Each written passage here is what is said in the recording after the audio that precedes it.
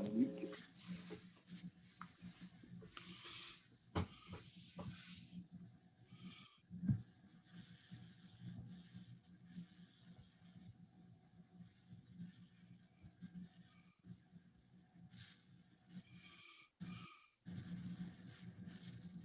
All right, Mr. Putnam, you can start the meeting.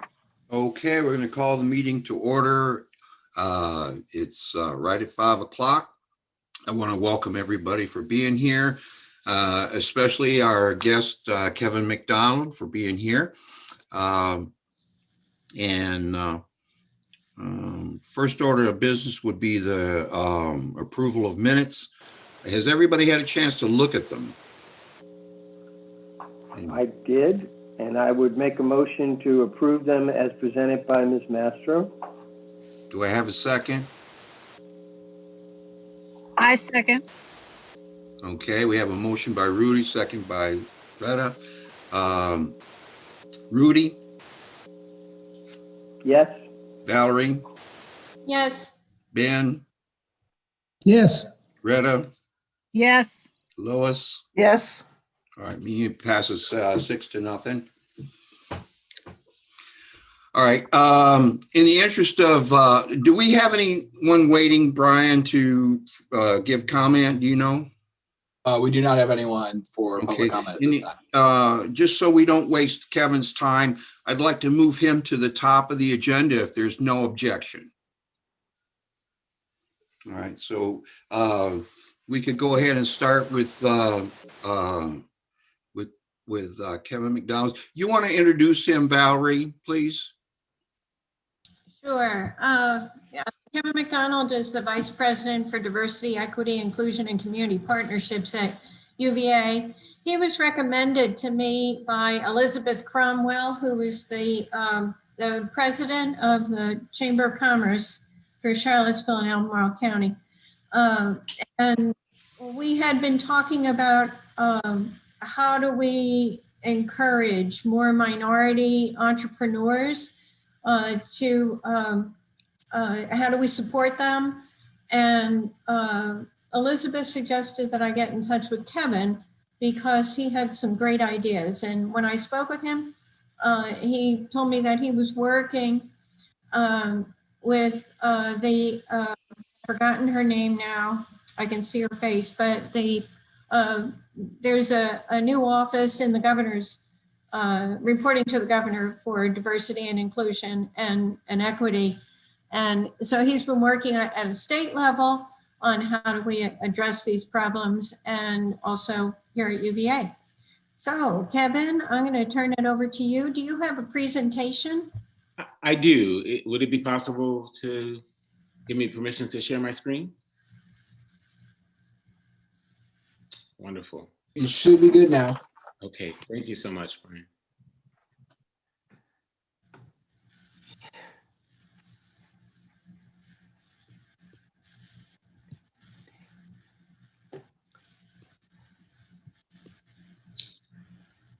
Great. Well, it's a pleasure to be with you all this evening. I want to thank Val for the invitation to come and share some of the efforts that are happening at the state level and in the Charlottesville and Albemarle communities, because this may be of interest to Fluvanna as well. And I think it can get to some of the issues that Val raised. And so I like to start out my presentations by just kind of level setting first and foremost and giving those in attendance an idea to see the lens through which I approach this work. And often that starts with just defining diversity in general. And oftentimes when people or organizations define diversity, they can do so in ways that categorize, and that can include or exclude depending on people's lived experiences. I choose to approach the work a bit differently. And so I define diversity broadly as the various mix or combinations of human differences, because I think in doing so, it really allows everybody to see themselves as part of that conversation. Nobody can sit on the sidelines and say that that includes them, but not me. And when we think of those differences, those are differences that we're born with, but also those differences that we acquire through our lived experiences. those differences are differences that we can often see, those visible differences. Maybe those are differences that we aren't able to readily detect. And then there are those differences that serve as the core of our being, core of who we are as individuals.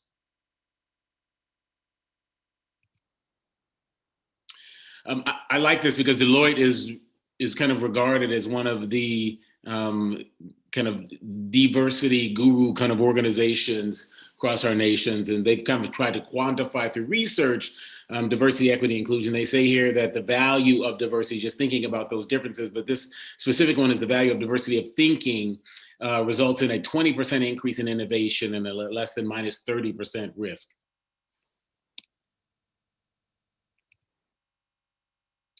So inclusion is this in vogue term that we often hear nowadays, and this is a slide to depict really what inclusion isn't, right? When we really think about inclusion, we're talking about how are we leveraging, how are we utilizing those differences in ways that the people or the groups possessing them feel valued and respected and engaged, but also in ways that move the organization forward. So you can see here by this slide what inclusion is, and exclusion seems pretty self-explanatory. Separation does as well. But there are oftentimes people or organizations that may interchange integration and inclusion. But you can see even in integration, you can have a form of exclusion. And so this notion again of inclusion, leveraging, optimizing, utilizing those differences. This is another way to think about it. Kind of, this is a listing of what inclusion is and what it isn't. And you can see that definition that I provided earlier, right? A way of hearing, valuing, and leveraging people's differences to create breakthroughs. And what it's not is working with people who are different just for different sake, right? Diversity for diversity's sake.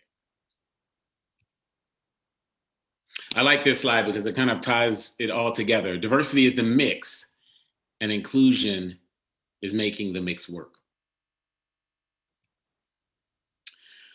So Christopher Metzler was working at Cornell when he developed this continuum, and he said that organizations are at any one point along this continuum in their own journey towards inclusion. They're either a monocultural organization, which is kind of typified by one perspective, one aspect of diversity that dominates the organization. They're a compliant organization, really doing the bare minimum to stay out of legal trouble. They're a multicultural organization, so they figured out how to celebrate differences, but they just haven't figured out how to fully leverage and utilize them to benefit the organization, but also in a way that those possessing them feel value, and that, which is really what characterizes the utopic environment of them all, the inclusive environment. I like to put this slide up so that people can kind of think about their own organizational context and where they think those organizations are at any one point along that continuum. So what's the motivation behind doing this work? Val shared some of that, right? I mean, this notion of being able to leverage and create a welcoming environment so that women and minority-owned businesses maybe want to kind of start and set up shop within Fluvanna. It could be other motivational factors. It could be in higher education wanting just to increase the diversity numbers of faculty, staff, and students, or more meaningfully engage with diverse alumni. We know what the demographics are going to look like in the days and months and years ahead. We also know that in those granting organizations, when you're even applying for grants now, they're often asking for how meaningful, thoughtful, intentional are you going to be around diversity. But I like what this faculty member says here. His name is Scott Page. He's a faculty member at the University of Michigan, and he has 2 books out, The Diversity Bonus and The Difference. In his book, The Difference, it showed in his research how diverse teams outperformed homogeneous ones time and time again. And he says that innovation depends as much on collective difference as on aggregate ability. So if people think alike, then no matter how smart they are, they most likely will get stuck at the same locally optimal peaks. That's why finding new and better solutions requires thinking differently, and that's why diversity powers innovation. So here's the fundamental question that I think our organizations are kind of grappling with, and that is, are our diversity and inclusion efforts meaningfully connected to our organizational interests? maybe thought about another way, and I hope I'm not going on a limb by asking or stating this, but hopefully none of us have joined the organizations that we're a part of because we thought they were the most mediocre organizations that we could find. Hopefully we joined them because we thought that they had some level of excellence, or we thought we brought some level of individual excellence that would enhance the organization and help move it forward closer to its goals. And so in the field of diversity, equity, inclusion, we basically say that you can't achieve your organizational pursuits of excellence unless you're looking around every corner just to see what role diversity, equity, inclusion should or shouldn't play in that effort. And so you ultimately have to meaningfully connect or bind your diversity, equity, inclusion efforts to your organizational pursuits of excellence to achieve this notion of inclusive excellence. But to have that as a goal without a plan, we say it's just a wish. And so you need a strategy, some roadmap, some breadcrumbs to follow to lead you to that goal. And I subscribe to, there are probably many out there, but I subscribe to one called the Inclusive Excellence Framework. The framework was created in 2005 by the American Association of Colleges and Universities. And they did so because they wanted to figure out, how do we move the discussion from this work as a moral imperative, you're doing it because it's the right thing to do, to something that actually makes business sense, that can be woven into the organizational fabric, be a metric-driven approach to actually drive better results. So they commissioned scholars nationally to really research what it would take to look like to do that. And they identified initially 4 areas of organizational function that you would need to focus on to move that work forward. Initially, it was done in the higher ed context, and so I'll at least state that and then talk about something beautiful that happened that changed that. So access and success, they identified as one of those areas of organizational functioning. Climate and intergroup relations, education and scholarship, and then they initially called it the institutional infrastructure. This is how the University of Virginia community kind of saw this, so I'll explain that as well. But access and success is really just talking about what are the pipelines to the organization and those supportive pillars that help those constituents navigate their experiences more often than not with success, right? How do you support the people within your organization and to move them forward in ways that are successful? Climate and intergroup relations is really talking about what are the perceptions of the organizational environment, and how can you enhance those to improve productivity, create a stronger sense of belonging or sense of community. Education and scholarship in the higher education realm is really just talking about we're trying to graduate our students to prepare them for the marketplace, a global marketplace at that. How do we do that in ways that support our efforts for faculty, staff, and students to reach that goal? The infrastructure is really talking about, look at your policies, your processes, and your practices, and those things that are serving as a help or a hindrance. In the University of Virginia community, they also identified investment, those human and financial investments, and how are we meaningfully connected those to kind of our diversity, equity, and inclusion efforts.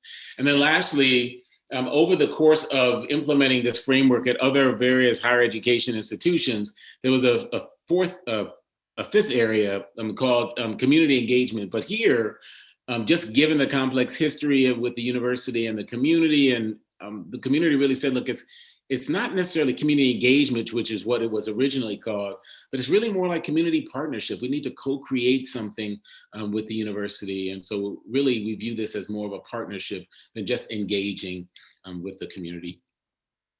And so for me, that's where this incredible journey in thinking about how to integrate strategically diversity, equity, inclusion really began. Because again, up until the point that I got to the University of Missouri, which was where I worked prior to coming here to the University of Virginia, I really just focused on the organizations that I was a part of. I really wanted to move this work forward, develop strategic diversity, equity, inclusion plans. But when I got to the University of Missouri, my position there was created out of the protest that happened there in 2015 that were ignited by the death of Michael Brown in Ferguson, Missouri, and just ignited a number of protests that happened really across the nation. But students at the University of Missouri started to reflect and say, we really want to go down and support the community there in Ferguson and support the protesting efforts. And they did that. It's interesting when you see, this is a picture from Ferguson. It's funny, not funny, but interesting from the standpoint of how crazy our times are, that you could actually switch this picture out for some of the activism that happened and protests that happened after the death of George Floyd and Breonna Taylor this late spring and summer that created an ignited activism across our world. But students started to reflect on their own experiences after participating in those protests. And this is one of the experiences they recounted at the University of Missouri. These are cotton balls that have been flung in front of the Black Cultural Center. You can think about the reference of just picking cotton and the impact that it had on the Black students there. So the students felt that they had had enough, and they had decided that they would protest. And this is at the homecoming parade. There was a big motorcade, and the students created this human kind of chain, this link in front of the front car of the motorcade. The gentleman sitting in the motorcade in the kind of gold blazer was the president of the University of Missouri system. And you can see him kind of looking off in a bit indifferent, right, to what was going on. At one point, the car actually continues to inch up and actually hits the students. The president doesn't get out of the car, doesn't engage the students ultimately. That was followed by a hunger strike by one of the students in the protesting group. But it wasn't until the football team decided to join in the protest with the general student population that the economic interest of the university came into play. They decided that they were not going to play their next football game, which was against Baylor, a pretty highly ranked football team at the time. I mean, it was at that time that the president of the University of Missouri system and the chancellor of the University of Missouri flagship campus there in Columbia, Missouri resigned. So when I got to Columbia, I was charged with creating a strategic framework across the University of Missouri system for institutions. And my second role there was at the flagship campus. And I was taken out to lunch about 6 months after arriving there by leaders in the local community. There were heads of the Chamber of Commerce, there were the mayor, superintendent of schools,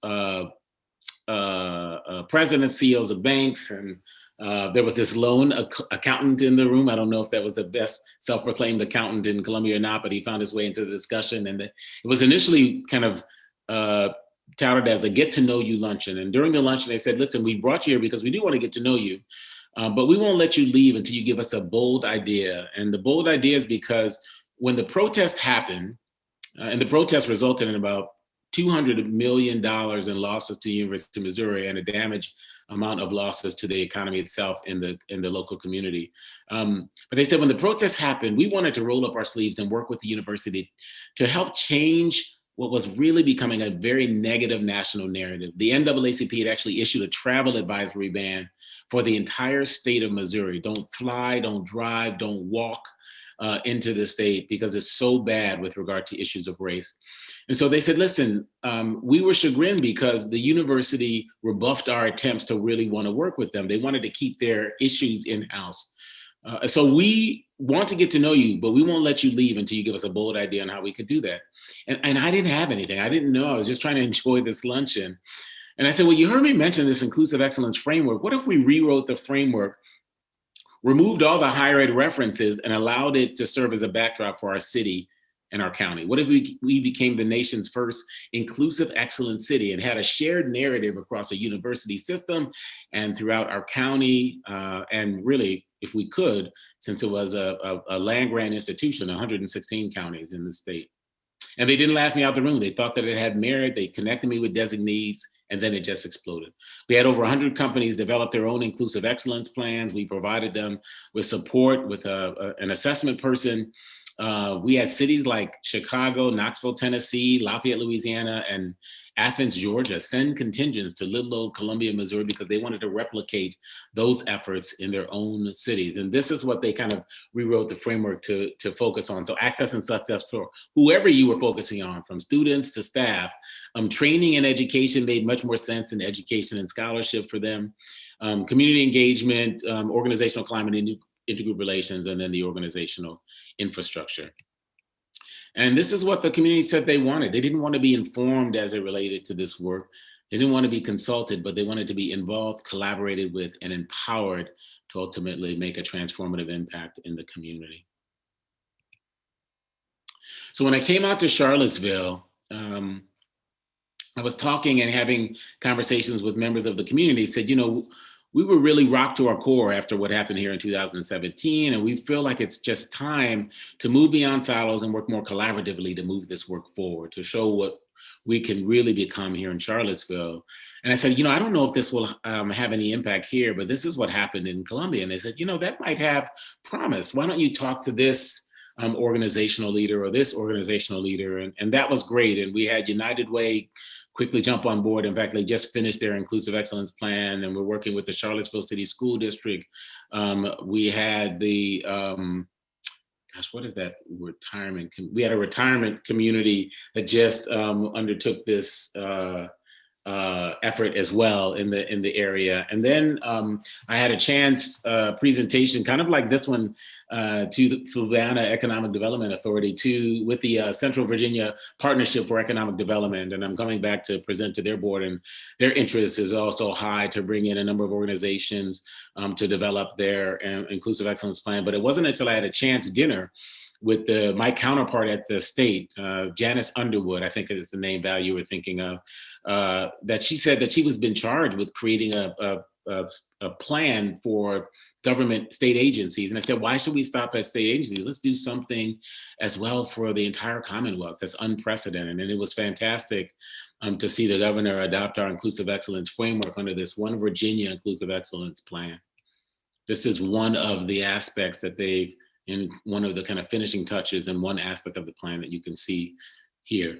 So very excited about the Commonwealth, very excited about Virginia, but also very excited about our local community. They're looking at, this area as an exemplar for the entire state.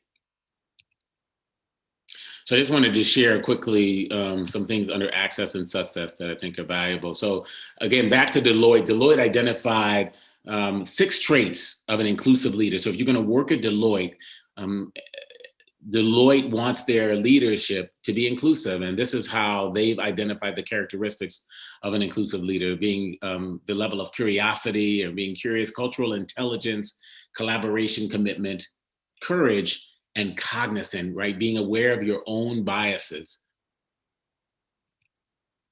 They've also translated that again into organizational performance. So inclusive leaders then can create individual feelings of inclusion, and that can increase with inclusive leaders, right? 70%, right? These feelings of fairness and respect and value and belonging, psychological safety, and that ultimately can improve team performance by 17% or 20% increase in decision-making quality, 29% increase in team collaboration. When we think about the organizational climate, this notion of a sense of belonging, sense of community, some research says is as important to humans as food and water, as Maslow's hierarchy of needs, right? So this notion of creating a sense of belonging to ultimately, again, improve productivity. And this is the case for an inclusive culture that Deloitte's research has provided. Right, so organizations with inclusive cultures are 2 times as likely to meet or exceed financial targets, 3 times as likely to be high performing, 6 times more likely to be innovative and agile, and 8 times more likely to achieve better business outcomes. This is what I think our hope is for employees, right? To have this feeling, this job is great, I love my job, I'm so engaged that I can't stand it. And then under the infrastructure and investments, it's really the assessment of the plans, those goals, objectives, and strategies that you put together to drive the plan forward, right? How do you assess your efforts? And this is what we hope to change in doing that: the personal, the interpersonal, the cultural, and ultimately the institutional or the organizational aspects. But there are always buts to diversity, equity, inclusion work. It's not easy to do, right? It has its challenges. There are those within your organization that are comfortable with the status quo and those that really want to move this important work forward. There's often resistance to change, right? As this kind of cartoon depicts, what if we don't change at all and something magical just happens all on its own? Or maybe this: I want you to find a bold and innovative way to do everything exactly the same way it's been done for the last 25 years. Or maybe this. When asked, would you rather work for change or just complain, 81% of the respondents replied, do I have to pick? This is so incredibly hard. Sometimes there's changing priorities, right?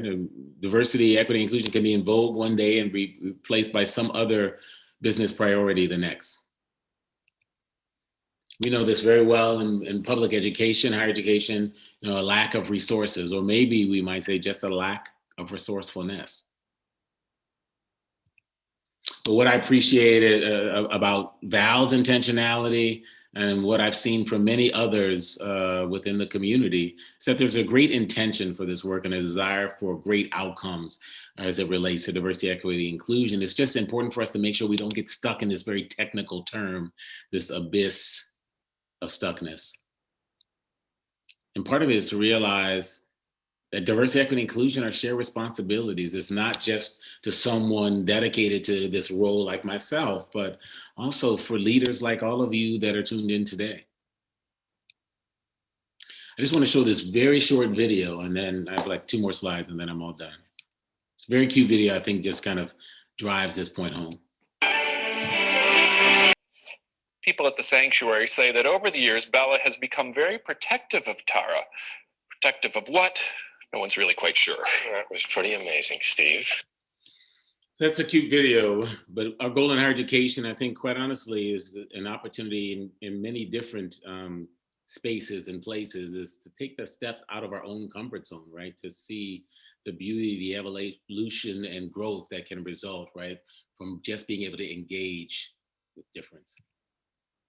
And oftentimes when you do this work, when we think about diversity, equity, inclusion work, we assume that, and we believe that it's this smooth sailing. I have this goal around DEI.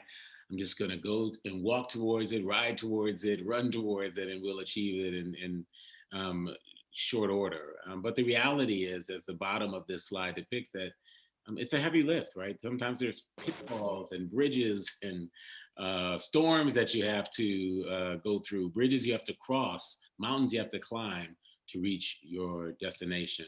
But what I like about this, Kevin? Yeah. Kevin, it sounded like your audio faded out when you turned off the video. Oh, okay, let me see, hold on 1 second here. I was actually done, so let me just stop sharing. Can you hear me? Okay, great, I was actually done. It was really just saying that it's that journey that teaches us about the destination. So let me stop there and open it up for questions that you might have. The biggest thing Kevin, I have one question that really is burning, and that is, what is the primary driver to resistance to inclusivity and to embarking on this journey? Yeah, I think the biggest, if there has been resistance, it might be maybe fear about what that means. Is this notion of a drive towards inclusion trying to change maybe any one person or perspective versus this notion of leveraging the differences that exist to interact to create an enhanced result, if that makes sense. So, but I'll be honest with you, Rudy, the notion of trying to leverage difference to achieve excellence, particularly when you're attempting to recognize increased productivity, it hasn't been met with as much resistance as you might think if you were just trying to talk about the benefits of diversity and the feeling that some groups may have about being beat over the head or the brow with regard to the importance of diversity, but leveraging it, again, to just achieve organizational excellence, not trying to change anyone's ideologies or perspectives of the world, but really trying to make sure that we're bringing all of the different perspectives into the room when we're thinking about issues and organizational challenges to achieve a better outcome.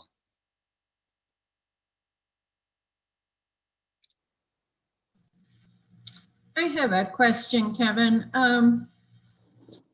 With the increase in productivity and increase in creativity and all the positives that you put in there, first of all, how are these how are these goals, how are these accomplishments attributed directly to diversity? And then secondly, is there something like a Malcolm Baldrige Award for diversity where we can measure? There are so many, Malcolm Baldrige is all about process. And if you do this, this will be the outcome. Is there something that an organization can look at and use as guidelines? Yeah, well, a couple of things ways that I would answer that, Val, is if we look at Scott Page, we'll just use Scott Page's work. And what he did was ultimately kind of take comparison groups, right? He took groups that had a great deal of homogeneity, one perspective that drove the group, and compared those within the same kind of group form with diverse teams, and just found greater productivity that were enhanced with regard to the just multiplicity of thinking that came to result in dealing with business issues and problems. I think the great thing about the framework, though, is that it's adaptable. There's not a one size fit all, right? And so an organization might say, you know what, we see these as issues. Our issues are, we want maybe more diverse employees. And so we really just want to focus on the access and success. There's some that could say, we really want a better relationship with our community. So we want to focus on community partnerships, or we really want to review our policies and procedures because we say that we can't define diverse employees, but actually the research has showed when we unpacked it and looked at the data disaggregated, that diversity entered the pool, it just never made its way out, right? And so what happened within this process of recruitment or search that didn't allow us to get a finalist pool that actually had the level of diversity that we would want. And so there's nothing within the framework that says you have to work on all 5 areas. We ask kind of organizations to kind of get in where they fit in, and tackle some of the driving issues of the day. Is that supplier diversity, which is something that you mentioned, right? But what is it, and kind of use that as a driver. And I think that's what maybe allows it to be welcomed in many organizational contexts, because they really make it work for them and what they really want to focus on as an organization. Can I ask a quick question, please? Sure. Valerie had talked about the Malcolm Baldrige Awards, and if you're a Malcolm Baldrige winner, then one of the things that you were meant to do is that you were supposed to go and help others. And then, like the Danforth Foundation, when it assesses different universities and it sees which ones do well, and they sort of can find which ones does this very well, and I guess that's also trying, backing up what Val said, is there one, with all of these 100 communities and, Athens, Georgia, to Chicago, to Columbia, what did you glean from what they were looking for? Who learned what the best? Who could we interact with that we could learn from them? Yeah, that's a really good question. I mean, I think the Columbia community is one, for sure, because that was one of the first communities to kind of think of this work beyond any organizational context, right? To say, let's come together as a community, but they had been rocked to the core. And so crises kind of brought them together, right? I don't know, Athens was probably pretty close, but I don't know, I never followed up with them after they came with their visit to see where they were. And then Lafayette, Louisiana was working with the University of Louisiana at Lafayette to do something similar. So I think there are definitely cases in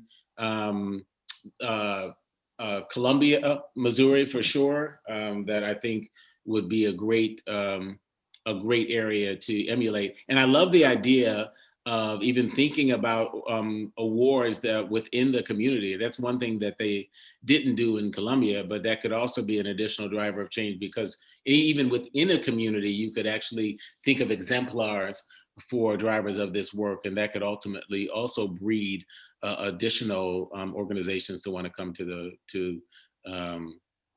participate. So I actually think thinking about that in terms of implementation actually is a great idea.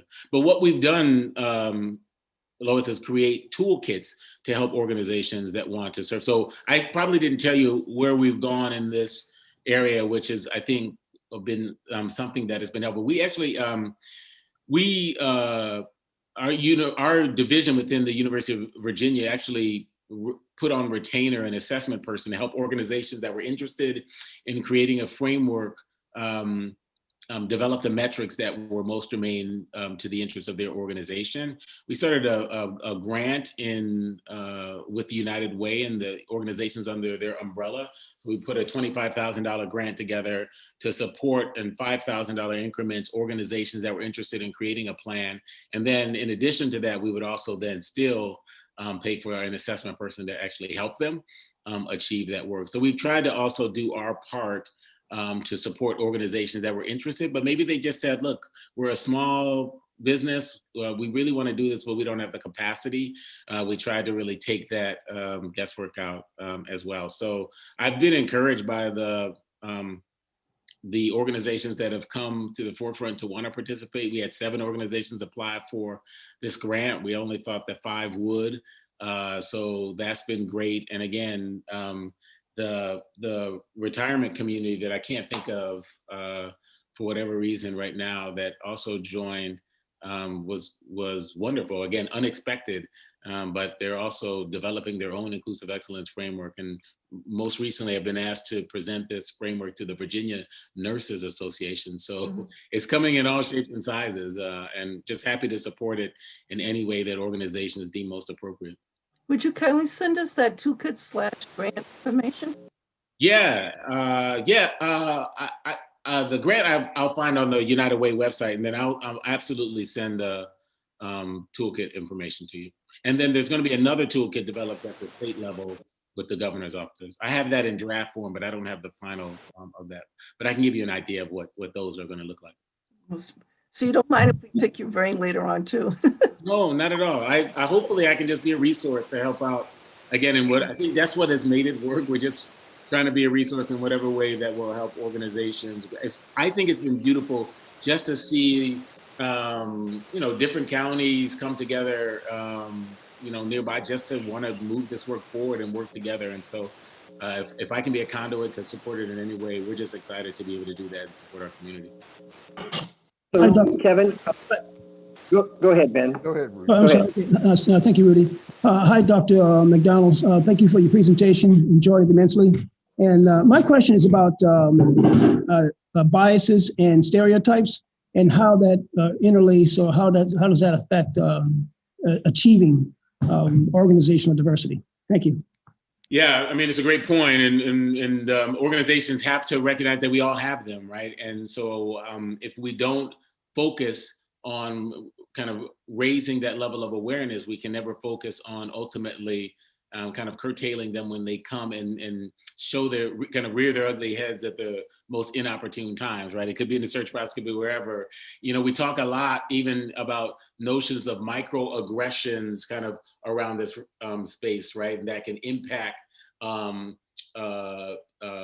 people and groups from feeling value within organizations. And we rarely talk about micro affirmations, right? The opportunity to kind of in very positive ways, affirm people within an organization. So I think, Ben, you bring up a great point. We are trying to focus, even at the University of Virginia, most organizations I've been a part of, that the role that bias can play in a search process, the role that bias can play in our own policy, creation and implementation of policies in ways that can serve to the detriment of certain people and groups. And I think the more that organizations can ultimately grapple with the fact that we all have them, but also undergo a level of reflection organizationally to see where might they be showing up in our organizational processes that may be hurting what our ultimate goal is or should be, I think is an important role. So most organizations now are definitely asking that first and foremost in the kind of questions. Where might this should be showing up, and how might it be hurting the direction of our organization? So it's an important piece to grapple with. Thank you. I have a couple Kevin, of questions that I'd one like to ask. of the things that we've been trying to grapple with on the EDA is building that bridge between the two very disparate business communities in Fluvanna County. The minority business community and the established white business community. There are very little forums where the two groups come together. So a group of us have been intentional about cross-fertilizing in different organizations. How would you see the framework that you were describing working with us as we try to overcome the distrust that is inherent in a business community that feels marginalized and left out of the process from everything from marketing to access to capital to just about anything that you want to put your finger on in a business community. It's like we have two different worlds here in the county. Yeah, again, another really good question, Rudy. I think the way that the utilization of the framework could be utilized to set that up to be most successful is to lean into this notion of co-creation. So it would have to be something that the groups created together, right? To identify, okay, identifying goals, objectives, strategies, and indicators. Those goals are to address the existing issues that have served to the detriment of moving this important work forward, of either coming together or our minority-owned business community, and being able to kind of come to some understanding of what those kind of issues are, to create goals around them, and then ultimately the metrics you would build in those areas. And again, you may determine that it's not all of those areas. It may be access, right? Access to opportunity, and then the lack of support maybe for minority-owned businesses that other businesses are receiving. It could be a number of things, but it's the notion of coming to it and creating it together so that no one is kind of saying, these are the issues, we're coming to meet you halfway. We kind of already have the puzzle solved. And that's just going to be met with resistance, lack of trust. And so the question is, if you can work on it together and then ultimately hold yourselves accountable to trying to reflect on that and move it forward to impact those areas, to improve them, you can really build credibility and trust. It's really one of the things that we're trying to do here in the university community and our community as well. I was laughing with the president because I said, I've really enjoyed being here, but it's really hit or miss when I go in the community. I can go in the community and somebody was like, a group will say, oh, great, you're from UVA. Or on another day, I could go in the community and they say, oh, great, you're from UVA, right? And so I'm just working to kind of be visible, to show up, to be consistent, to not overpromise and underdeliver, to try to bring resources to bear, and to just show a level of consistency that will help try to move some of this important work forward, but also at the same time build a level of trust in the community. So it has to be intentional, it has to be continuous and pervasive. But I really believe that it can be done. But the history, if it's complex and deep, it takes a while. It really does. But if there is a belief that and you're going to hold yourselves accountable, you're going to bring certain resources to bear, I really believe that you can kind of turn ripples into waves. Well, thank you, Kevin. We've got a really great group here, I think, and a lot of good ideas. And one of the things that I want to try to do is something that you've touched on today, is to bring everybody together, to get our ideas together, to work together on these issues that we want to get forward. One of the things that I've been thinking about was inclusiveness, diversity, equity, and access and support as well. We have a grant right now, a $10,000 grant to support minority businesses over the next year. And one of the things that's running through my mind is, how do we get to the community and say, not what we want to do for you, what can we do that you want us to do? And how do you find those sorts of things out? Yeah, I think one of the best ways, to the extent, I don't know enough about the history, but one of the best ways is to have important just listening sessions, to be able to get that level of direction. And the key with gathering that information is that you have to make sure you do something with it, right? So if the community comes to the table to say, these are the things that we need, these are the support mechanisms, supportive pillars, and then nothing is done with it, then that can really kind of further push a wedge, right, between what you want to accomplish and what currently exists. And so you just have to be able to, and if there are credible voices that the community respects, that you also have a relationship with, that's a great way to start to broker, you know, those experiences, right? It's kind of like the posse concept. If I go somewhere, you know, I may not be letting the door, but if I go, and that's really what I've done here, right? I've connected with the faith-based community, or connected with communities that have a level of credibility, and they can say, oh, he's with me, right? And then I'm let in. And so that allows the conversation to ultimately get started with a credible voice. If you can leverage that to start to get some of those issues on the table, and then ultimately say, these are the things that we know we can work on. Even if you say we're going to crawl before we walk, before we run, they're building blocks, and those building blocks create a foundation that, again, trust can be built on. So that would be one recommendation for sure, to be able to get a space utilizing credible voices, to at least have enough of a crack door of trust to start to get at that information. Okay. Ruddy, did you have any questions? Oh, I'm just sitting here thinking, I guess my main concern is the younger generation and their trust issues today versus my generation or the generation before me. I think that's our biggest hurdle here in our county, is we all think a different way. We all think we know the best way, but we all need to come together and figure out what the best way. And I'm just trying to figure out how to do that, because the younger generation just thinks differently, you know, way differently than what I call my generation thinks. So how do we resolve that issue? So let me give you an example, Loretta. It's a bit of a different example, so you kind of just have to envision this in the business context. But the community, the Black community in Charlottesville, came together because there was an uptick in murders as a result of gun violence in the Black community. They wanted to do something about it. As you can imagine, the representation went along kind of these generational lines.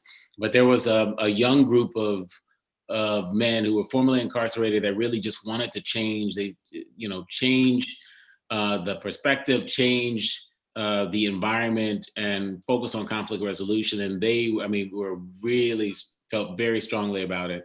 And initially they felt they had to go this way by themselves. So I came to the table, again, utilizing a person with credibility,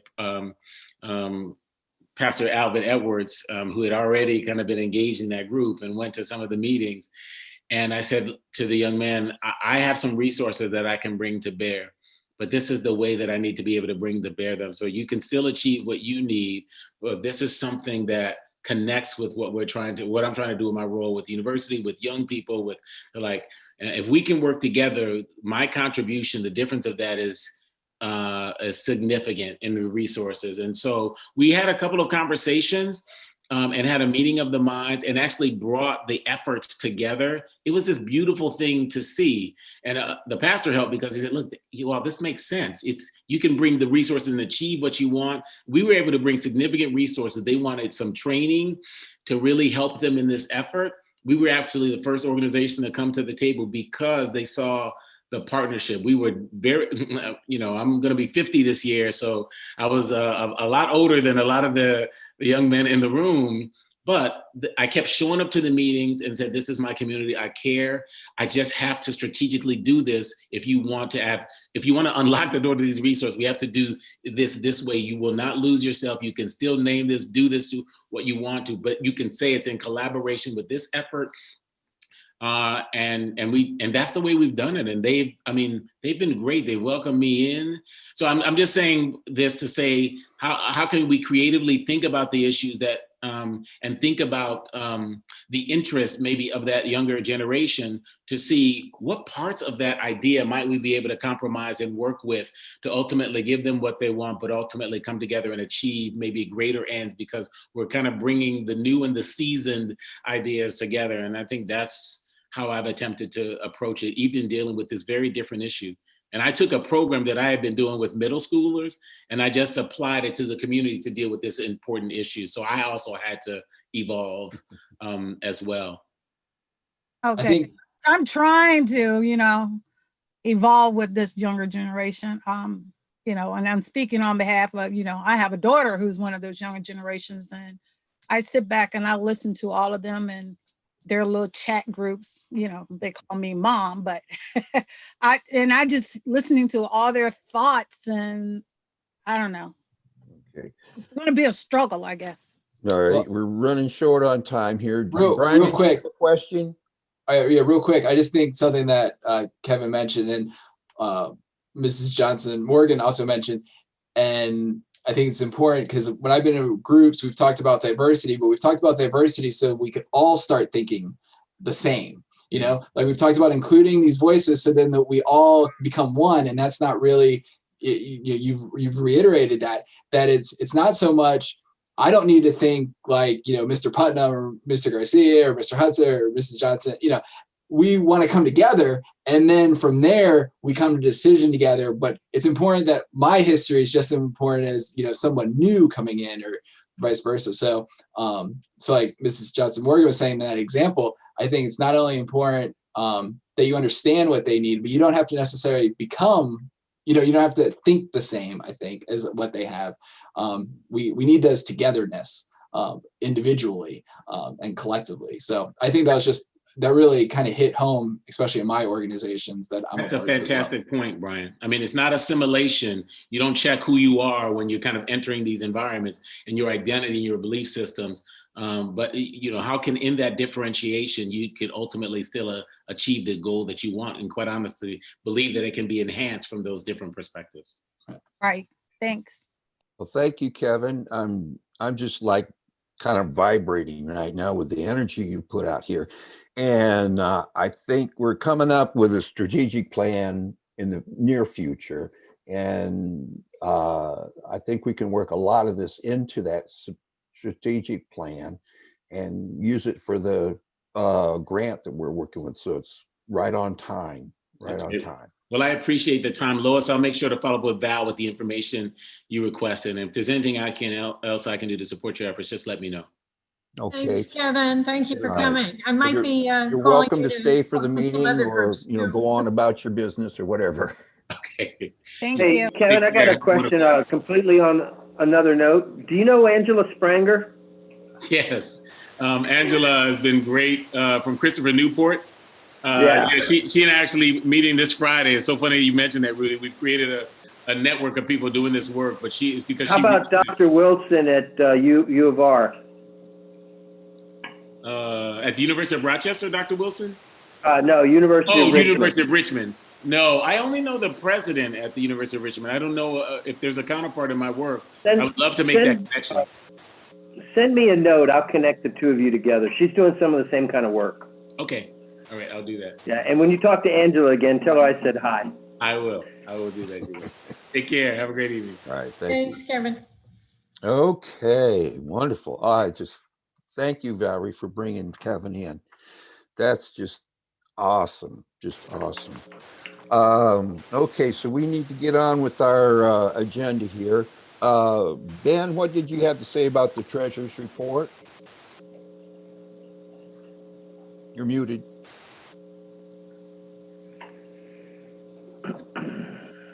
Thank you, Mr. Putman. And if I can ask Mr. Rothmel to put up the spreadsheet, I appreciate it. But while it's coming up, there were only 4 or 5 lines added to the financial report or the treasury report since the last time. And I'm going to hone in on on line 80 and start there. And basically what I want to say there is I kind of modified that just a little bit, because I wanted to make sure that everyone understood that there's only one account, one checkbook, and all that money is in one account, one checkbook, and checks written in response for the CHCF are written from that same account.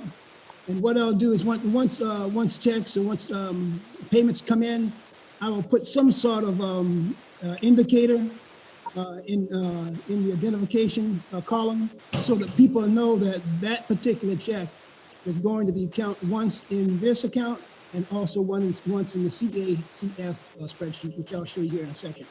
So then, and then activity for the month, over the last 30 days or so, $11,500 came in, and of course, $5,000 went out. And that was the final payment for the Nelson Cable Company, or the Nelson Cable Company installation. And then, of course, the interest. And just one other final comment on that last item on row or line 84. That was 270 because apparently, shortly after I took over the treasury piece, we missed the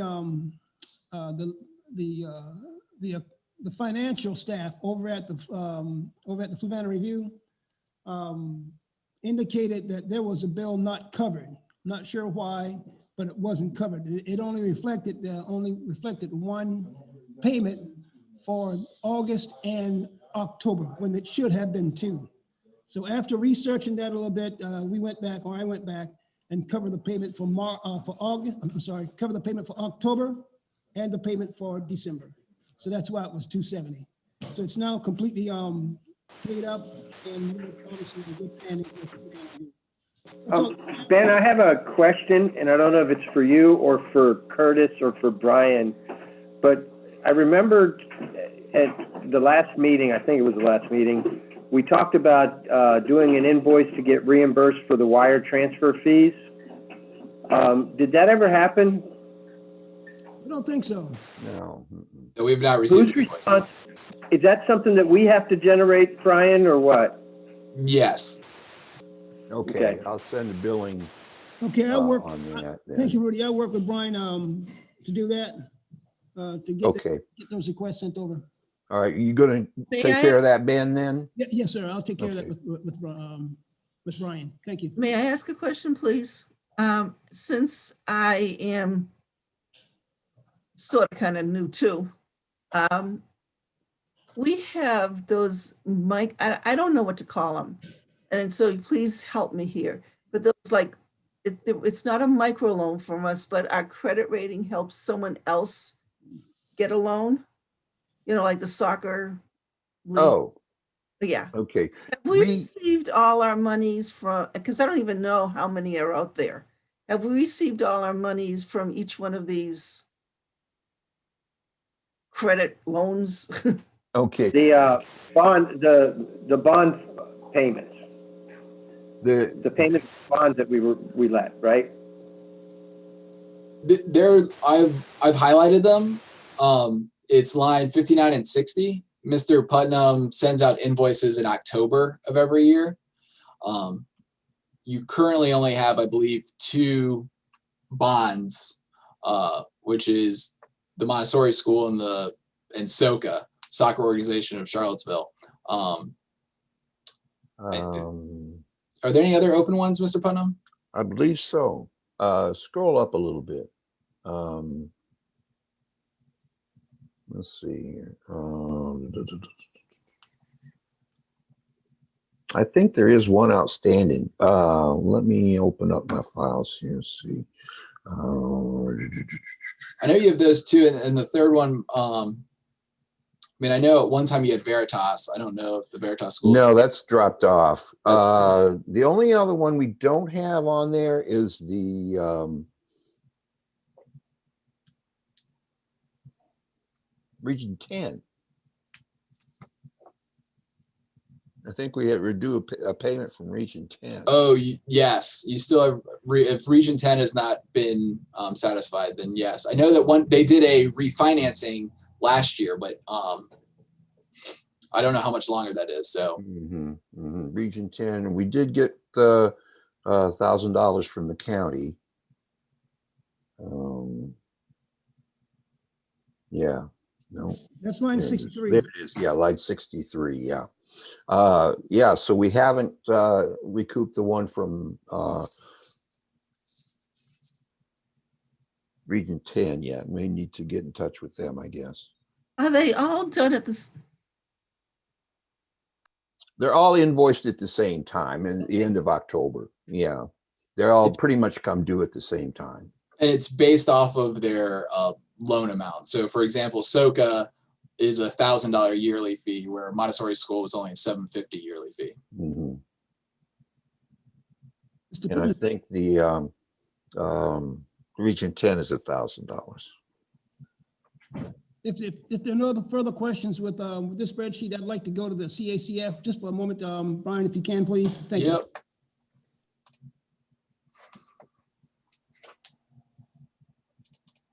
And basically, I just want to show you, I guess, the start of that funding. The $10,000 deposit there is a notional deposit or provisional deposit. And then as checks are written against the $10,000, it'll be that those rows will be filled out. So right now, there have been no checks written against the $10,000 CACF funds. Okay, but when that occurs, just a bookkeeping. I'm sorry, go ahead. This is a bookkeeping tracking tool? Correct. That is correct. Okay, thanks. So subject to your questions, that concludes my report. Thank you. All right, any further questions? All right, do we have a motion? We approve the treasurer's report as presented. Moved by Valerie, second I'll do it. by Lois. All right, let's see. Rudy, Yes. Valerie, Yes. Ben, Yes. Retta, Yes. Lois. Yes. I vote yes, it passes 6-0. Okay, next is Chair's report. I don't really have much to report. I'm in discussion with Shannon over at the CIC. And as soon as I find some more about that, I'll shoot everybody an email on that. Next up would be Brian's county report. EDA, thank you so much, Mr. Chairman.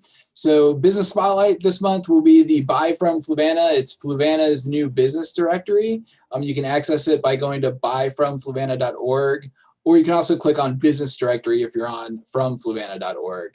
We have over 3,500 businesses from Fluvanna currently listed. Any Fluvanna business can be listed for free, and businesses can upload their contact details, external links, and promotions as well. And you'll see this ad. Brian, did you say 350 or 3,500? Did I say 3,500? Yeah. Oh, I'm sorry, 350. I like the way you think, so. So sorry about that. So this ad you can see below, this has been on Facebook.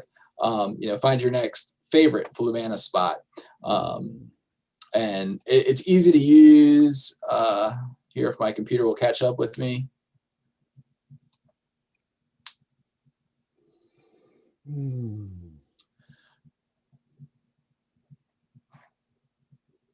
So easy to use. You can find people on the map. You can also search by, if they have their hours in, people that are open right now, and it'll show you, or you can do based off of delivery, all sorts of things. You can also search by area in the county. So very excited for this. Please let all businesses know. If they're not listed, it's not because of any other reason.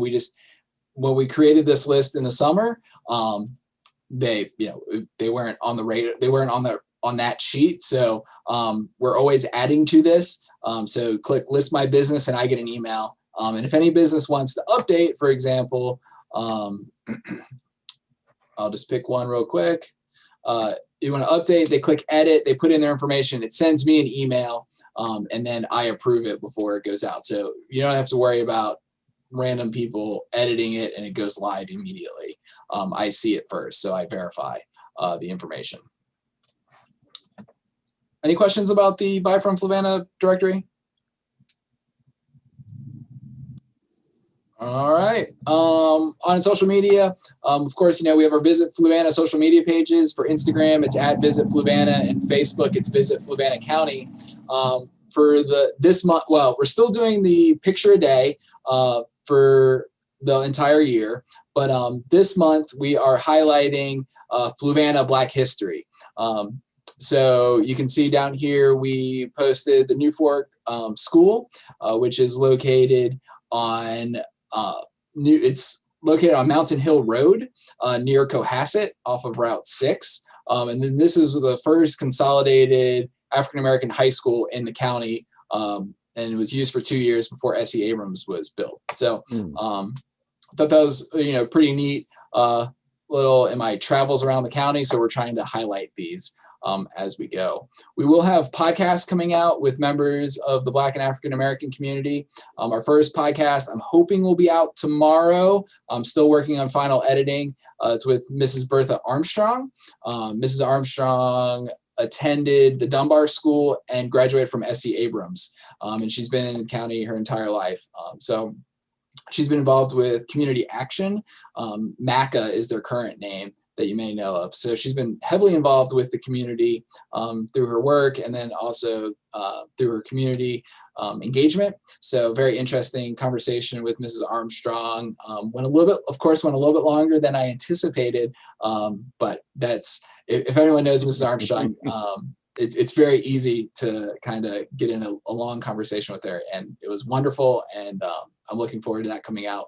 After that will be Carmen Smith. Carmen Smith owns the Dunbar School, and her efforts to renovate and bring that building back as a community building. So those are our first two. We're looking for more. And if you have suggestions of people that would be interesting conversations, we really want this, EdTech's looking for this to be voices from the community. And people that have either interesting things going on now or interesting things that they've been involved in throughout their life. For example, Mr. Armstrong, we thought it was very important that we could hear from someone who had graduated from S.E. Abrams, because it's impactful when you read history, but it's very impactful when you can hear the history from someone that was involved. So, yeah, Brian, I might suggest you get a hold of Faith Stewart. She's got her thumb on a lot of the older folks in the county. Perfect. Who have That's a good idea. Vast oral knowledge and need to be documented. Also, Moselle Booker. Yep, and I've been in discussions with Mrs. Booker about people to talk with. The Fork Union property, we talked about this last week. The Board of Supervisors did vote to move forward, completing the studies for the Fork Union property. So we'll be studying all the parcels that the county is either under contract on or currently owns for that to make it a business park. And that'll be about a 3 to 5 month study. So when that's complete, we will have at least the information for how to move forward that property. Nothing will change on that property. Come 5 months from now, you're not going to see something drastically different, but we'll have all of the unknowns. We will now know them to get that property ready to go for a business park. The Central Virginia Service Inc. Agreement that the EDA is a part of, that was signed, I believe, was back in 2018. The BOS did approve funding for the cash payment. As you recall, CVSI requested the cash payment of $375,000, and that signaled the completion of the Zion Crossroads substation and the Henson Storage substation to service 562 residents. That's those being served, not necessarily, it goes to more residents than that, but those are the customers currently. So the EDA will be completing that payment. Mr. Hudson, I should have a check for you on Friday. And I'll coordinate with you once that is complete. And just some updates on the office for you. The Economic Development Office will have a federal work study intern for 100 hours this semester. The intern will work on marketing, which includes the From Fluvanna initiative, Buy From Fluvanna, and attraction of new businesses, the marketing materials that we have for that. And for next year's budget request, I did include having 2 more interns for next fiscal year. So excited about that. And then also we will have another Leonard Schaefer intern for the summer, which is 400 hours. This intern will work either on marketing or policy. It kind of depends on the intern's skill set. So we want to make sure that we're putting the intern in the best place for success, as well as the office. And for those that were involved last year, remember Austin Castra. He was more research oriented, so he worked more on policy and operations of the office. But if someone comes in and they're marketing, I'll just kind of flip flop with them. So really excited for both of those opportunities from the University of Virginia. And I believe that's it. Okay. All right. Well, thank you, Brian. All right. Let's see. All right. Ed Tech report. Did you have anything to mention? Lois had sent out the minutes. Did you have anything to mention about the report, Lois? Other than that, I was going to read it to you, but you want me to just read it to you? No, that's okay. You don't need to read it. The one thing I should have highlighted and that Ed Tech's working on is the recipe book. Right. And I think that's probably the most important thing that's happening this month. We had 13, but I just got a batch from Nina Monroe, who's coordinating this project. So we are working on getting that complete and together. This is a project that we're going to publish, but it is kind of a living document. We want to enhance it, add pictures and such like that. But right now, this month, we're working on getting the recipes out, and that'll be available online on From Fluvanna. EdTech, we're hoping to have that complete this week, and then EdTech will be finishing their proofreading for their meeting is next Tuesday. What's it going to be, the recipe book? Does it have a title yet? It does not. I am willing to take suggestions. Will it be a physical book sometime in the future? Most likely not, just because of cost. But if I'm able to find a way to print it, kind of depends on how, to make it online and make it bigger and prettier, that makes it more expensive to print. So I just have to kind of juggle my budget on how we can make that work. I'd probably have to make it smaller if I were. There's a possibility we could do a print on demand sort of thing for that. There is something that Xerox, the Xerox company, they have a machine. My husband worked on it. And basically it will publish on demand. And so you just give the machine what you want. It'll print off a book. You'll literally get a book. Mm-hmm. And you can fit the machine in this room. So if you contact Xerox, they have that. Yeah, and there's also a way to do it through Amazon. Mr. Garcia asked if it intends to sell. No, we're not looking to. I wasn't looking to sell it. These are traditions from the Black and African American families. So I was planning on giving this away to as many people as could get their hands on it. Mm-hmm. That's a good idea. Yeah. I mean, you have your basket of goodies when you meet our representatives in Richmond. Could you include your recipe book? Yeah, I could. I'll need it. I need to figure out the printing aspect. I found one place where we can print. It's just the matter, again, trying to weigh the cost to making it easy to read. Something that isn't because some of these recipes are, I'm thinking of the wild blackberry cobbler. I really want to make it. So that's like my first one on my list. That one has the filling, the crust, and the glaze all on it. So some of these recipes are rather large in there. I'm really excited. Nina Monroe was very excited when we start talking about this idea, and now that we got the recipes in and I'm like reading them, I'm really excited to try them. For this year we can't do events really. This year we can't do events, so we're kind of viewing this as this is an event of people inviting other people into their kitchens and to like literally take their recipe. So Lake Monticello has a cooking show, and seriously, and they would love to do that. I suspect. I really do. So I'm really excited. Yeah, you'd be getting into 10,000 homes.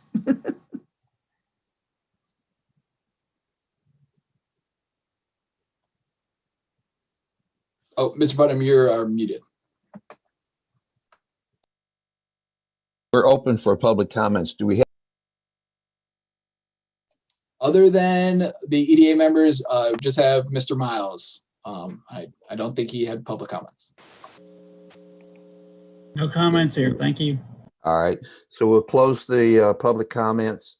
The unfinished business from last month primarily results in the mission, vision, values. If you could pull that up for us, that presentation, Brian. Valerie and Retta worked on this, and we've kind of narrowed down some of the options, but not all of them. Let's see. Let's go to the slide with the values, and let's start there. All right, one couple more slides to, I think.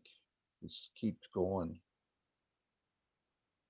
You said values? Keep going. Yes, I think they kind of, there's more slide to it. Oh, sorry.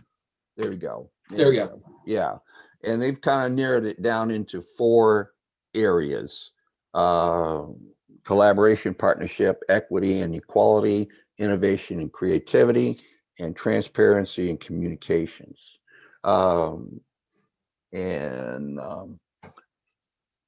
I think that pretty well covers everything. Does anyone have any additions that they need to make to this?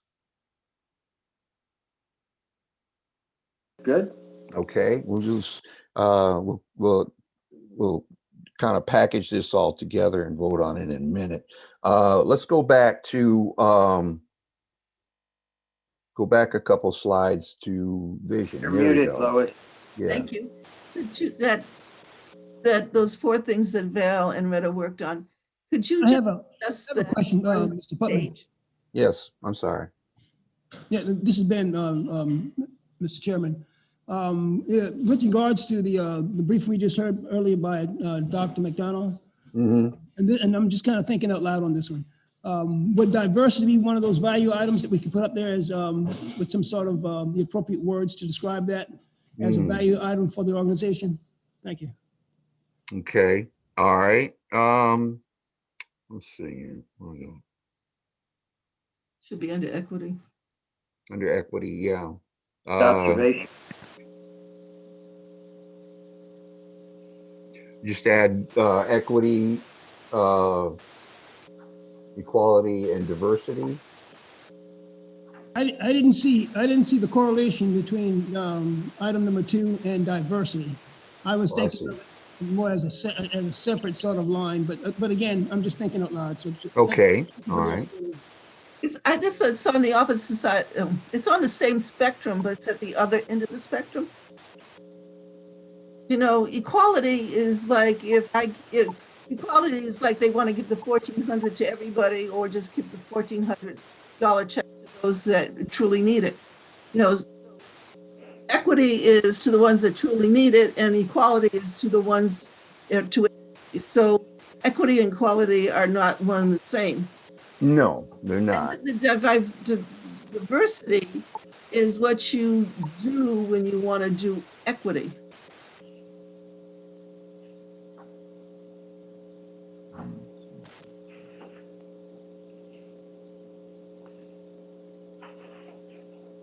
So I guess the question becomes, are we as an organization really looking to be an inclusive, diverse organization that focuses on delivering equity to the business community? And if we are, where do we capture that? To me, and to Ben and to Retta, who work with this like almost every day, that's part of our core values. So is it part of our core values as the EDA?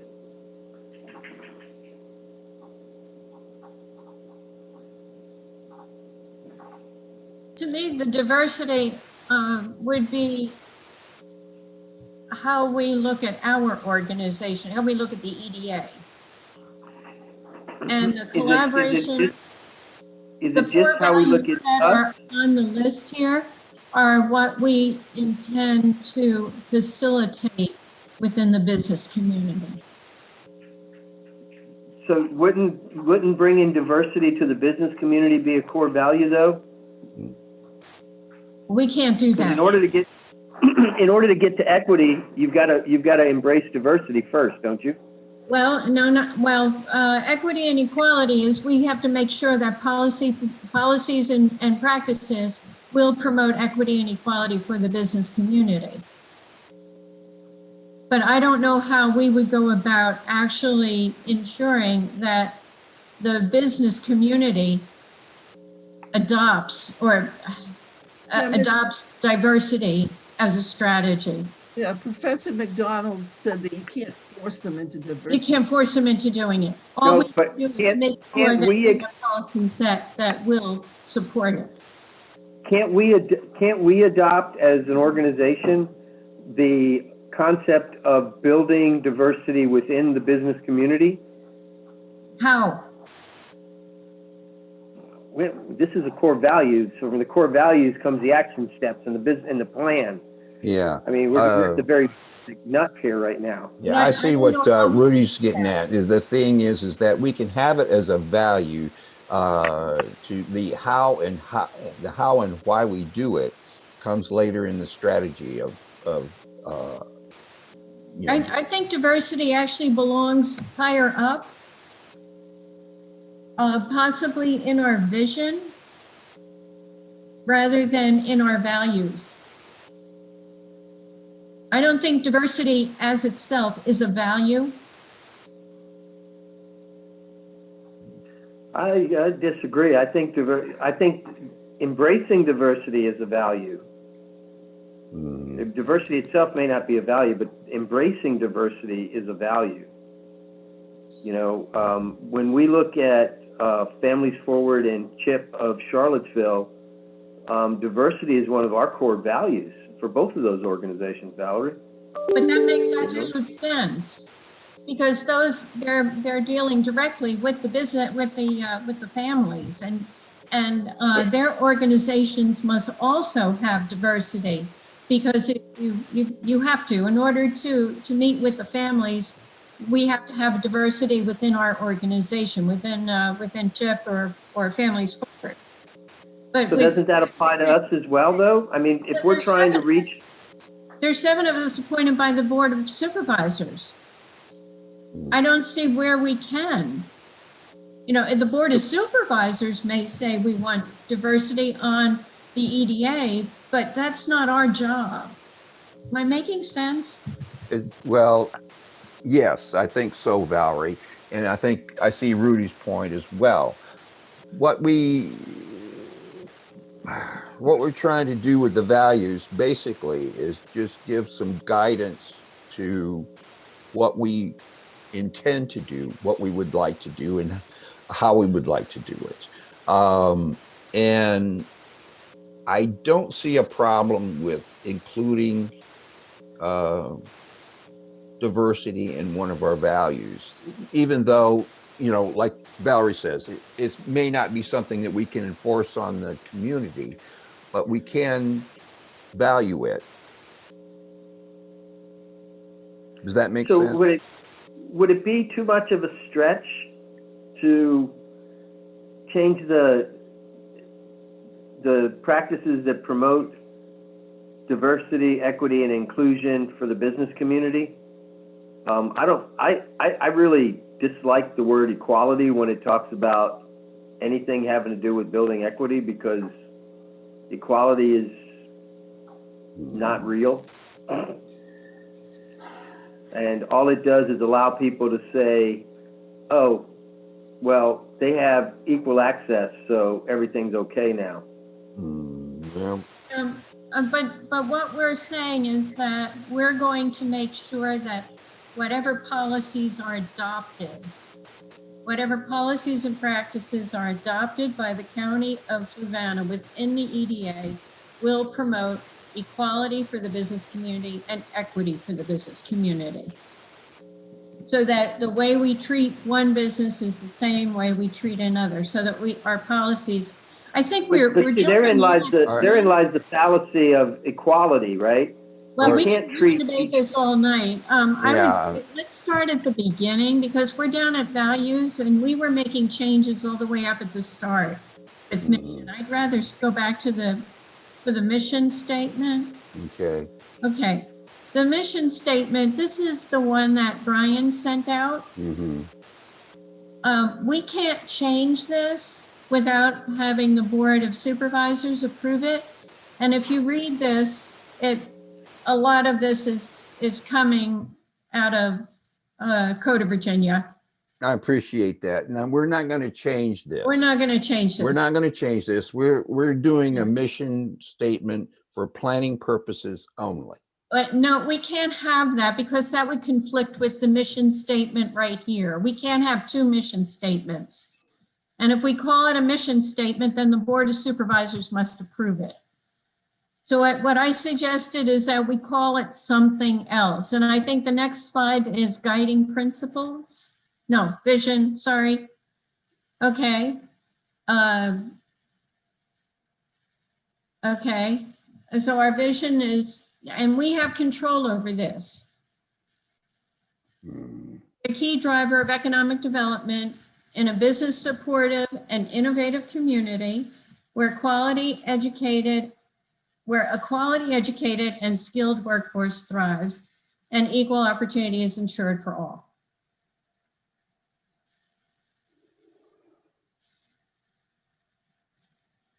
Okay, this is, Sure that those things happen. okay. That we're going to have a business supportive environment, an innovative community, access to quality education, a skilled workforce, and equal opportunity for everybody. Does that make sense? Let's go on to the next one, because I think this is where I may have put, this is where I would put diversity. That we provide leadership, a leadership role to sustain and grow our county's vibrant economy and quality of life. That we promote job creation with business development, retention and expansion, business recruitment and professional assistance. And we collaborate with other organizations to provide resources for business creation, expansion, retention, new business recruitment, and community development. Diversity fits in very nicely with guiding principles. That So would it be okay then to add a fourth principle, Valerie? Absolutely, yes. I'm sorry, I get a little bit, things have to fit into the right boxes, Rudy. This is the right box for diversity. You know me, Valerie, I don't have any walls on my box, so it's like, but I can see, so would it be appropriate then to add in a number 4 that we embrace diversity, equity, and inclusion in the Fluvanna County business community? Absolutely, yes. To me, that fits right under number 1 with the leadership role. If we're going to be leaders, then yes, we have to encourage and support diversity and equity within the business community. Thank you. All right, so we have a new number 4 to add into this. All right. Yeah. And then the vision that the committee recommended, is everybody happy with that?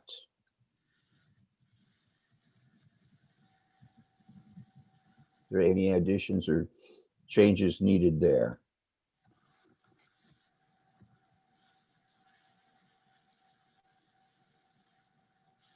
Do we want to add diversity where it says equal opportunity?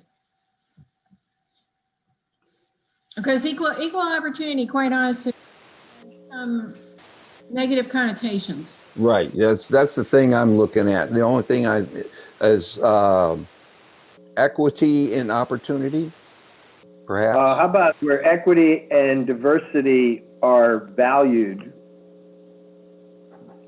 Or if we can't do vision, we can, if you don't want to use the word value in the vision statement, where equity and diversity are promoted. Yeah. Okay. So we take out. So where it says equal opportunity is ensured for all, Curtis, propose that change to, and equity and diversity are promoted for all. Okay. All right. I have a question for Retta. I think it was her suggestion to add equality in here, and I'm trying to get my head wrapped around on exactly what she meant by equality. Well, basically, I'm sorry. I'm having a little asthma thing here, so if I break up.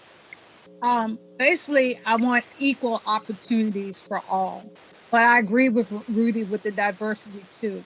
I want everybody, no matter of your age, race, whatever, to have equal opportunities within the county.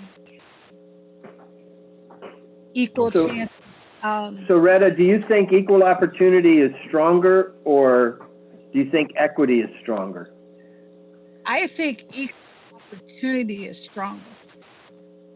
Okay, as I understand the difference between equity and equality is that equality is where you give everybody a bicycle, okay? Equity is where you give everybody a bicycle that fits them. Mm-hmm. Yep. Equality, everybody has a dance that they go to. Equity is where they all go to the dance and they share with each other. They go to the same dance.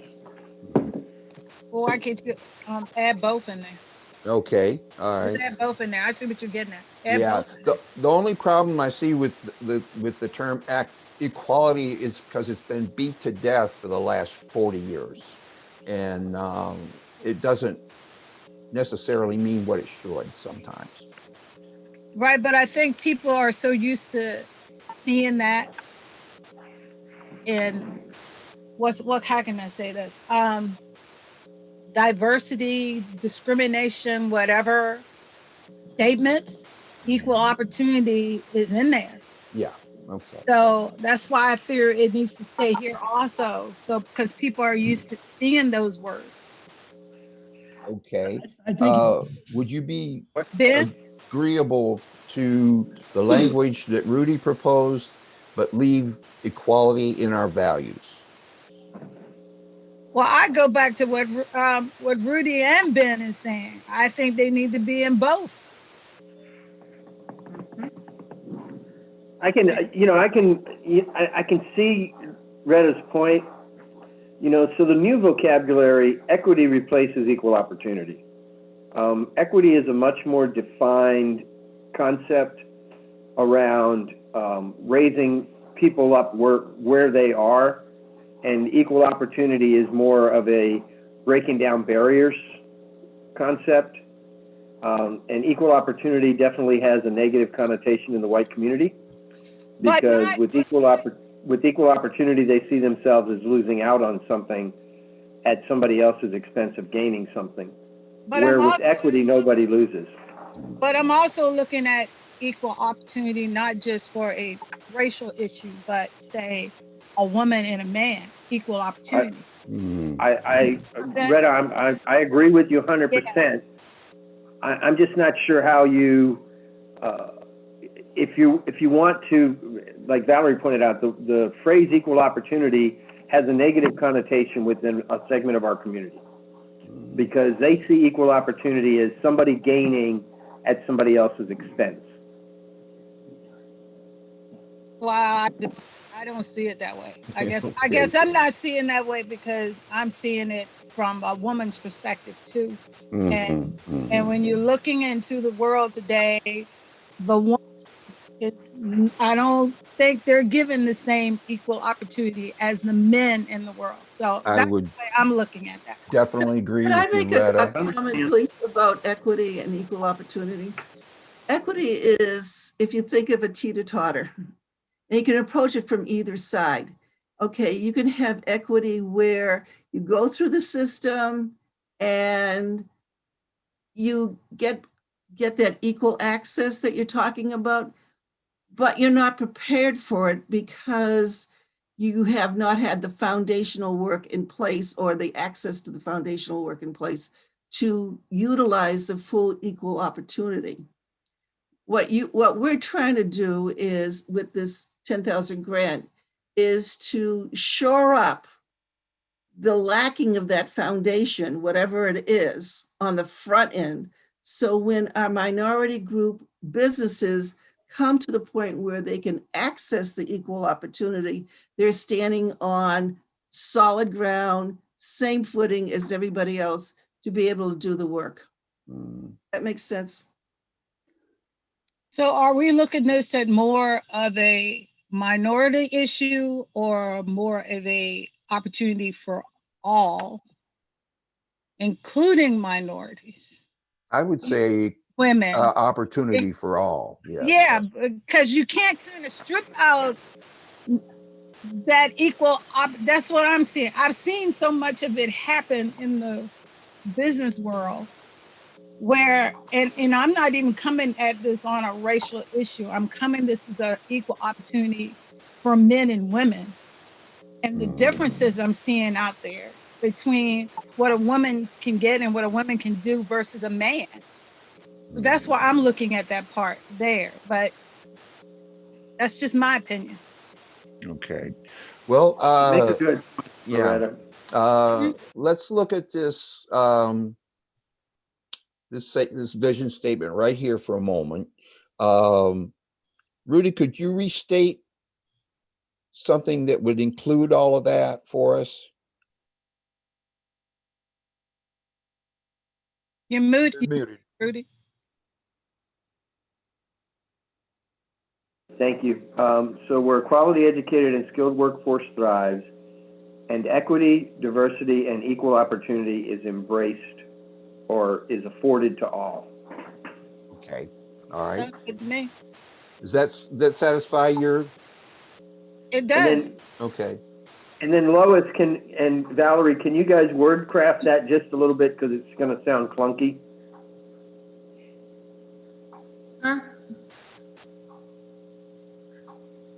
Do we, Conceptually, I think it makes sense, Loretta. do we want to put diversity on the guiding principles then? Okay. Well, you're going to ask me, I'm going to say yes. Okay. Yeah, I'm just wondering if you are. Okay. Well, I'm liking the guiding principles. Is there any? I like those a lot.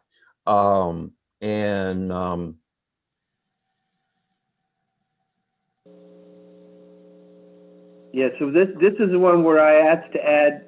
Is this where we added the fourth bullet, Curtis? Yes. Or where I asked to add the fourth bullet? You wanted to add diversity in here? Yes, sir. Okay. Lois, did you capture that, or do I need to restate it? You previously said we enhance diversity, equity, inclusion within the Fluvanna business community. Yeah, that was Okay. brilliant. All right. Yeah, I think so. Okay. Taking All right. notes as well. So let's move. All right. So we've got those two squared away. Let's move over to the vision. Do we need to change anything there? The last slide. The values, I'm sorry. This all supports, I see where Valerie was coming from before. This all supports the other stuff. Thank you, Valerie, for taking us back to the beginning. Okay. All right. Is there any more discussion or suggestions? I move that we approve this with the changes that are recorded in the minutes. All right. Second. Valerie, seconded by Lois. All right. Rudy, Aye. Valerie, Yes. Ben, Yes. Retta, Yes. Lois. Yes. Yes, on my part, passes 6-0. Yay, us. Hey. Now the Okay. hard work begins. yeah, that's it. Yeah, believe it or not, Now we that's the easy part, right? Now we got to put action steps and a plan behind this. Okay, that's the next step, is to get the strategic plan. And I'm going to get together with the folks at Catch a Fire, and we're going to set up a strategic planning session. It's going to be probably about 4 hours. It will be a special meeting.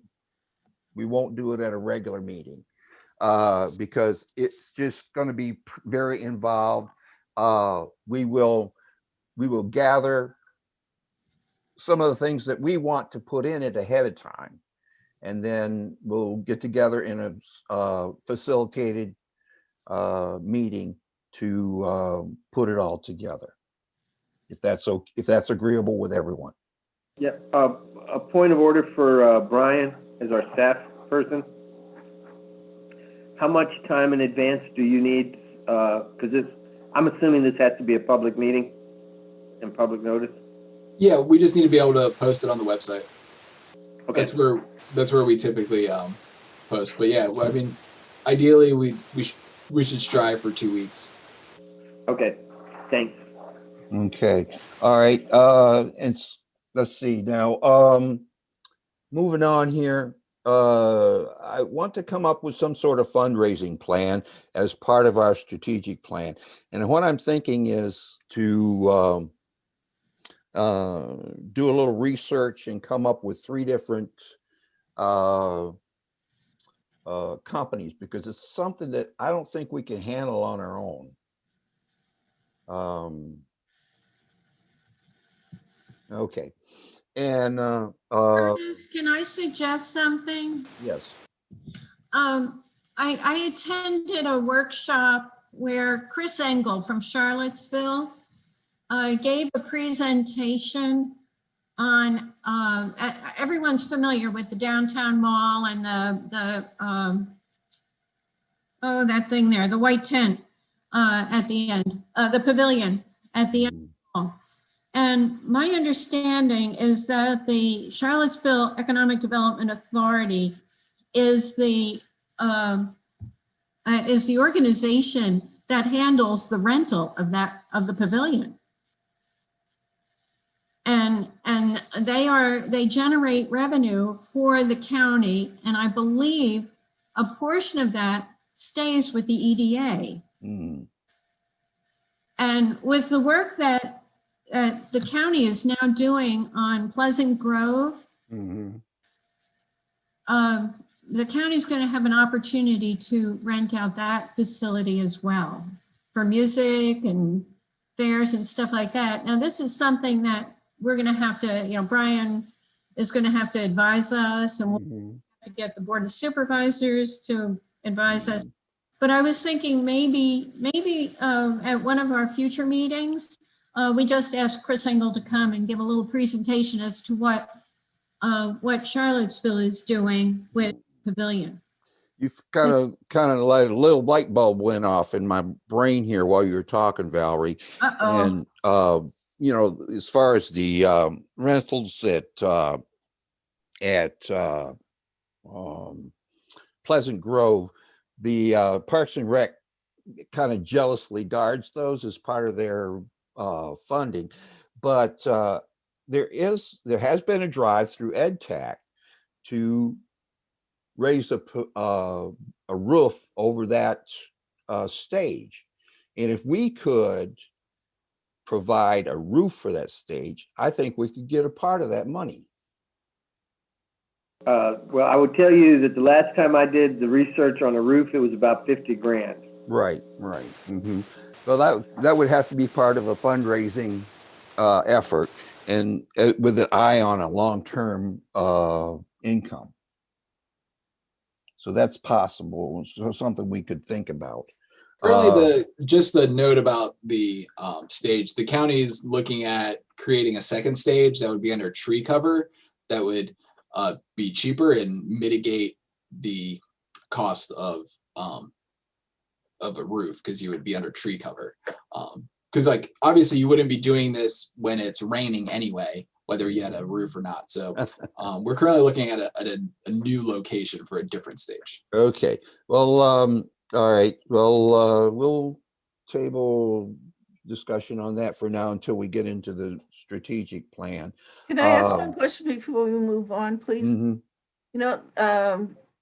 Virginia Department of Fisheries, they always have an annual get together where they have kayaking and fishing, and they have beer pavilions with it, of course, and food wagons, and anything that has anything to do with fish is out there. And they've been all over the state. we have that little area that has next to the county offices that has the landing on both sides of the Fluvanna River for, you know, for sitting off your boats and also for fishermen, for kayakers and all that kind of stuff.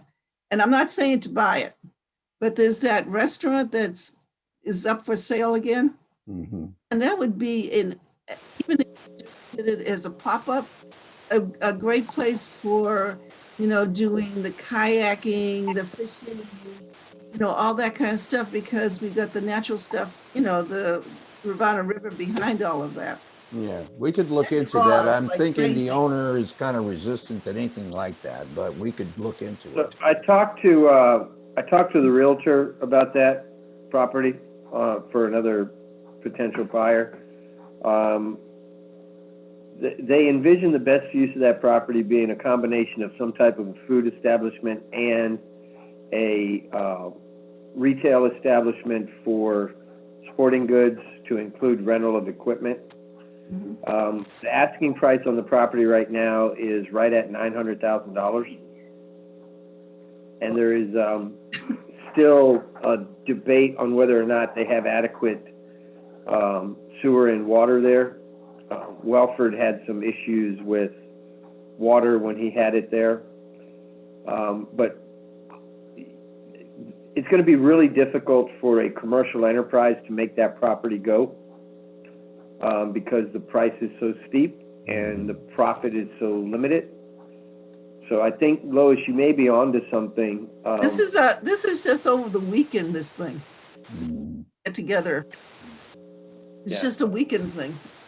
I have a quick suggestion, Mr. Putman. What you say, man? And that is, and I could be wrong on the first part of this, and that is if we could potentially do a sort of like a Fluvanna County Business Expo at Pleasant Grove. And I think that's potentially in lieu of the Old Farm Day. I don't think they're doing the Old Farm Day this year or next year. So if we kind of lean forward, we can potentially do a 2-day or 3-day business expo and potentially generate funds that way. Thanks. Okay. All right. Well, we're coming up on some time limit here. And we have a couple more items on the agenda. They deal with the Forward Fluvanna. And one of the things we need to think about is recruiting people for the next cohort in June. Now, this is February, March is coming up. I hesitate to think we can wait for another month to do this. So what I propose is a special meeting for this later this month, if that's agreeable with everybody. So to discuss strategy, is that what you're asking for, Curtis? To discuss strategies and recruitment, all that stuff for the new, what we've got for the new, on the agenda for new business, yes. Can we make sure that we bring somebody from CIC into the conversation? Okay, we can do that, yes. And I think, yeah, all right. In the interest of time and we're gonna table that and take that up at a special meeting, if that's okay. Any objections? All right. May I have a motion to adjourn?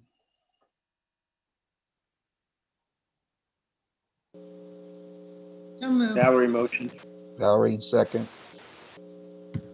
I second. Is that Retta? Okay. Retta. Rudy, Sure, yep. Valerie, Yes. Ben, Yes. Retta, Yes.